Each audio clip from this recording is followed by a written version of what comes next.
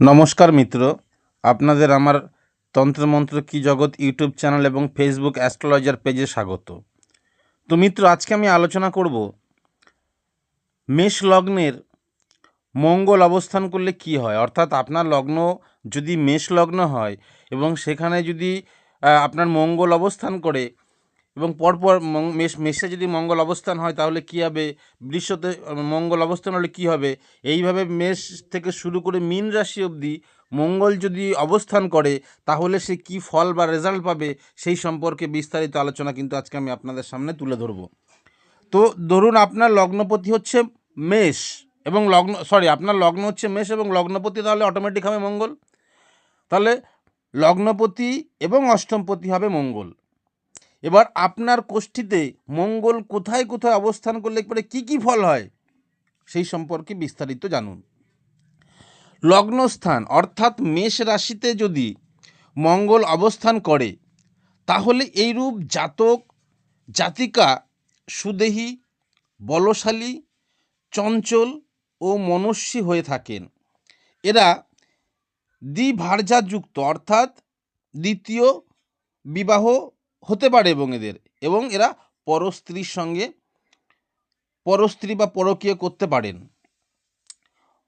অষ্টমপতি হেতু এরূপ জাতক সচরাচর ব্রণরোগী এবং বিষ্ণুদ্রোহী হয়ে থাকেন। এইরূপ জাতকরা সচরাচর সৌভাগ্যশালী, শত্রুজয়ী, কুলদীপক, বহু বন্ধু ও পরিজনাদি যুক্ত হয়ে থাকেন। এবং অষ্টমপতি হেতু এইরূপ জাতক জাতিকা সচরাচর ভ্রাতৃহীন হয়ে থাকেন অথবা ভ্রাতাদের সঙ্গে এইরূপ জাতক জাতিকারা সচরাচর মনোমালিন্য ঘটে থাকে। এবার আপনার ধরুন মেষ লগ্ন, তাহলে দ্বিতীয় রাশি হচ্ছে বৃষ রাশি। তাহলে দ্বিতীয় রাশিতে আপনার লগ্নপতি অর্থাৎ মঙ্গল যদি বসে থাকে তাহলে কি ফল দেবে? দ্বিতীয় অর্থাৎ বৃষ রাশিতে যদি মঙ্গল বসে থাকে তাহলে সেই জাতক বা জাতিকা সুশীল হবে, ধার্মিক হবে, লাভকারী হবে, রোগগ্রস্ত হবে এবং একাধিক পত্নী যুক্ত হয়ে থাকেন। অষ্টমপতি হেতু এরূপ জাতক সচরাচর বাহুবলীন এবং স্বল্প বিত্তযুক্ত হয়ে থাকে। এরা সচরাচর নষ্ট ধনসম্পদের পুনরুদ্ধারে সক্ষম হন না। অর্থাৎ এদের যদি ধনসম্পত্তি নষ্ট হয়ে যায় সেই ধনসম্পত্তি উদ্ধারের ক্ষেত্রে এদের কোনো ভূমিকাই থাকে না, অর্থাৎ এরা উদ্ধার করতে পারেই না। এবং এরূপ জাতক জাতির অর্থ উপার্জনের জন্য প্রভূত পরিশ্রম করতে হয়। বহু কঠিন পরিশ্রম ব্যতীত এদের পক্ষে প্রভূত অর্থ উপার্জন করা সম্ভব হয় না। এবং যেহেতু অষ্টমপতি সেই হিসাবে অর্থহানির বিশেষ সম্ভাবনা থাকে এদের মধ্যে। অর্থাৎ মেষ রাশির যদি দ্বিতীয় মঙ্গল অর্থাৎ বৃষে মঙ্গল থাকলে এই ঘটনাগুলো অবশ্যই ঘটবে।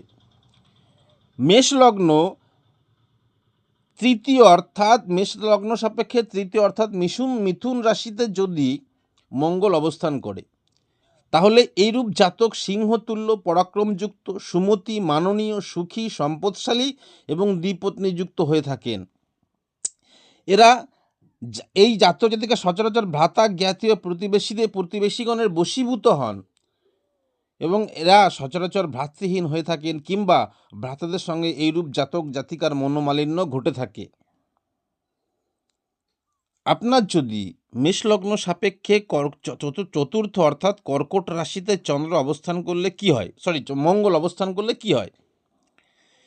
এইরূপ জাতক জাতিকা পিতৃমাতৃ সুখযুক্ত, বহু ভ্রাতাযুক্ত, গুণী, কামপ্রবণ ও সুন্দর হয়ে থাকেন।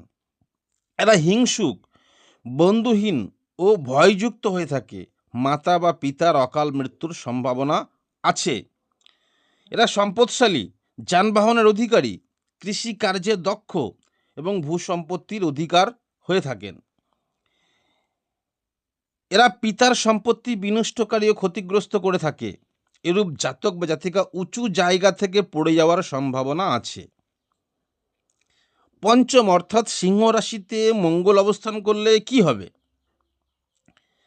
এরূপ জাতক জাতিকা মাননীয়, পুত্র সুখে সুখী, মধ্যম শ্রেণীর বন্ধুযুক্ত, ক্রোধী এবং রাষ্ট্রীয় ক্ষেত্রে অত্যন্ত প্রভাবশালী ব্যক্তির অনুগ্রহধন্য হয়ে থাকেন।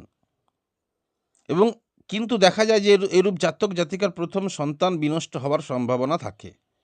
অষ্টমপতি হেতু এরূপ জাতক জাতিকা স্থির বুদ্ধি বিশিষ্ট হলেও সচরাচর এরা কিন্তু ভাগ্যহীন হয়ে থাকে এরূপ জাতক জাতিকার গৃহে দ্রব্যাদি স্থির থাকে না।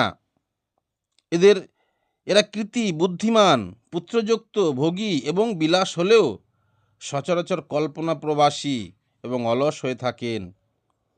এবং অষ্টমপতির কারণের জন্য জাতক জাতিকারা সচরাচর পুত্রের কারণে মানসিক কষ্ট ভোগ করেন। ষষ্ঠ স্থান অর্থাৎ কন্যা রাশিতে যদি মঙ্গল অবস্থান করে, এরূপ জাতক সিংহ সদৃশ পরাক্রমযুক্ত, মাননীয়, সুমতি, সুখী এবং সর্বসম্পদের অধিকারী হতে পারেন। কিন্তু এইরূপ জাতক জাতিকার বাল্যকালে সর্পদ্রষ্ট হওয়ার আশঙ্কা বিদ্যমান থাকে। তাছাড়া এরূপ জাতক জাতিকা মাঝে মাঝেই রোগগ্রস্ত হন এবং এদের বহু শত্রুযুক্ত বধ ও বন্ধনজনিত ভয় থাকে। সপ্তম স্থান অর্থাৎ তুলা রাশিতে মঙ্গল অবস্থান করলে কি হয়?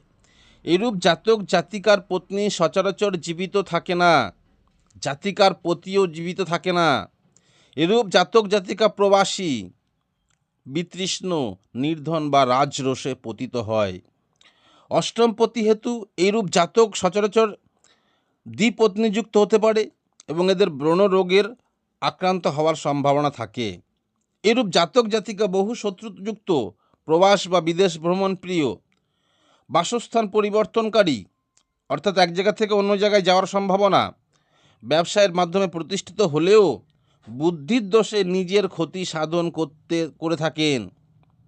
অষ্টমপতি হেতু এরূপ জাতক জাতিকা ব্যবসায়ে সচরাচর ক্ষতিগ্রস্ত হয়ে থাকেন। অষ্টম স্থান অর্থাৎ বৃশ্চিক রাশিতে যদি মঙ্গল অবস্থান করে মেষলগ্ন সাপেক্ষে, এরূপ জাতক তস্কর মনোভাবাপন্ন বা তস্কর, অত্যন্ত ক্রোধী, দ্যুতি ক্রিয়াযুক্ত এবং পরনারী ভোগকারী হয়ে থাকেন। অষ্টমপতি হেতু এরূপ জাতক মিথ্যাবাদী, গুরুনিন্দাকারী হন। এরূপ জাতকের পত্নী পরপুরুষের প্রতি আকৃষ্ট হয়ে থাকেন। এরূপ জাতক জাতিকা শোকার্ত, ভীত, রোগগ্রস্ত, স্বল্পায়ুযুক্ত এবং বিপদগ্রস্ত হয়ে থাকেন। এরূপ জাতক মিথ্যাবাদী, গুরুনিন্দাকারী, জুয়া খেলায় অভ্যস্ত এবং তস্কর হয়ে থাকেন। নবম স্থানে অর্থাৎ ধনুরাশিতে মঙ্গল যদি অবস্থান করে তাহলে কি হবে?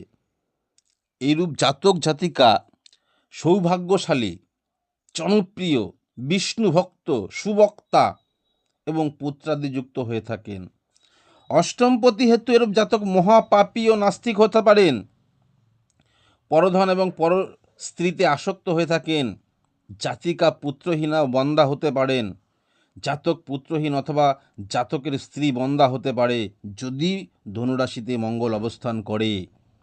এরূপ জাতক বিদ্বান, ধর্মপরায়ণ, ভাগ্যবান, শাস্ত্রানুরক্ত, যশস্বী, বাগ্মী, তেজস্বী, চরিত্রবান এবং লোকনায়ক হয়ে থাকেন। এবং এরা কখনো কখনো নাস্তিক হতে পারে, মহাপাপী হতে পারে, অপুত্রক হতে পারে, মৃতবৎস হতে পারে এবং এরা পরবৃত্তে পরস্ত্রীতে আসক্ত হতে পারে। এবং এইগুলো সবটাই নির্ভর করছে আপনার মঙ্গল শুভ না অশুভ। শুভ হলে পরে শুভ ফল পাবে এবং অশুভ হলে পরে অশুভ ফল পাবে। দশম স্থানে অর্থাৎ মকর রাশিতে মঙ্গল অবস্থান করলে কি হবে? এরূপ জাতক গুণী, ভ্রাতৃযুক্ত, সুন্দর এবং পিতৃমাতৃ সুখযুক্ত হয়ে থাকে। যেহেতু এটা অষ্টমপতি, সেই হিসাবে জাতক বন্ধুবিহীন, হিংসুক, ভয়গ্রস্ত হয়ে থাকেন। এরূপ জাতক জাতিকার পিতামাতার অকাল মৃত্যু হতে পারে।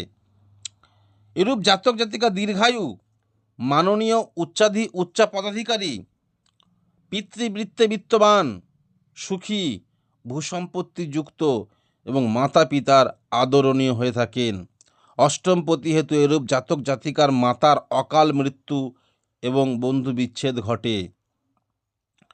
একাদশ স্থান অর্থাৎ কুম্ভ রাশিতে যদি মঙ্গল অবস্থান করে, এরূপ জাতক সুশীল, লাভকারী, ধার্মিক, বহুপত্নীযুক্ত এবং রোগগ্রস্ত হয়ে থাকে। অষ্টমপতি হেতু এরূপ জাতক জাতিকা স্থির বুদ্ধিযুক্ত হয়েও সচরাচর ভাগ্যহীন হয়ে থাকেন। এরূপ জাতক জাতিকার গৃহে দ্রব্যাদি স্থির থাকে না। এরূপ জাতক জাতিকা যানবাহনের অধিকারী, ভাগ্যবান, ধার্মিক, সৎকর্মযুক্ত, উচ্চ পদাধিকারী ও ধনী হয়ে থাকেন। অষ্টমপতি হেতু এর জাতক জাতিকা জ্যেষ্ঠ ভ্রাতা বিশেষভাবে ক্ষতিগ্রস্ত হয়। তাছাড়া এরূপ জাতক জাতিকা নিজেরাও নানাভাবে ক্ষতিগ্রস্ত হতে পারে। দ্বাদশ স্থান অর্থাৎ মীন রাশিতে মঙ্গল অবস্থান করলে কি হবে? এরূপ জাতক দ্যুতি ক্রিয়াশক্ত, চোর, মহাক্রোধী, সিদ্ধবিদ্যা বিশারদ ও পরনির্যাতনকারী হয়ে থাকে। অষ্টমপতি হেতু এরূপ জাতক জাতিকার বাল্যকালে সর্পদৃষ্ট হওয়ার আশঙ্কা থাকে। তাছাড়া মাঝে মাঝে রোগগ্রস্ত হওয়ার সম্ভাবনা থাকে। এরূপ জাতক জাতিকা শোক, রোগ, শত্রুযুক্ত হয়ে থাকে। এরা সচরাচর ঋণগ্রস্ত, অপব্যয়ী, কটুভাষী এবং ভাগ্যহীন হয়ে থাকে। অষ্টমপতি হেতু এরূপ জাতক জাতিকার নানাবিধ কষ্ট ভোগান্তে এবং অকালে মৃত্যুমুখে পতিত হওয়ার সম্ভাবনা থাকে। তো মিত্র, আজকে আমি আলোচনা করলাম মেষ লগ্ন সাপেক্ষে মঙ্গল মেষ রাশি থেকে শুরু করে মঙ্গল মীন রাশি অবধি কোথায় বসলে কি ফল পাবে এবং শুভ হলে কি ফল পাবে, অশুভ হলে কি ফল পাবে, এই সব সম্পর্কে বিস্তারিত আলোচনা করলাম। অর্থাৎ আপনার মেষ লগ্ন সাপেক্ষে মেষ রাশিতে মঙ্গল থাকলে কি ফল পাবে, বৃষ রাশিতে মঙ্গল শুভভাবে অবস্থান করলে কি হবে এবং বৃষ রাশিতে মঙ্গল অশুভভাবে বসলে পরে কি ফল পাবে, এরকম করে মীন রাশি অবধি শুভ থাকলে কি ফল পাবে এবং অশুভ হলে কি ফল পাবে বিস্তারিত আলোচনা করলাম। এবং আপনাদের যদি আরও জানার কোনো বিষয় থাকে তাহলে আপনারা অবশ্যই বিপ্লব শাস্ত্রীর সঙ্গে যোগাযোগ করতে পারেন। নিচে যে স্ক্রিনে দেওয়া নম্বর আছে এই নম্বরে।